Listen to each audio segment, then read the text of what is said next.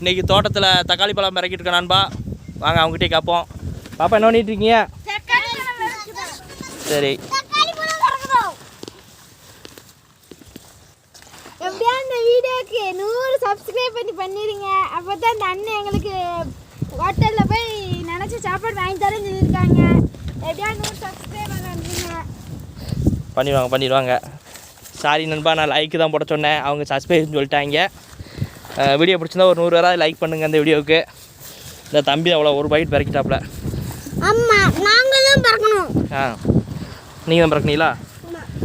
பிறங்க. தக்காளி பிடிச்சிருந்தா கண்டிப்பாக வாங்கி சாப்பிடுங்க.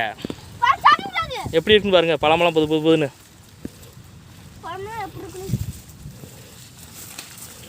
நல்லா பழுத்து கிடக்கு.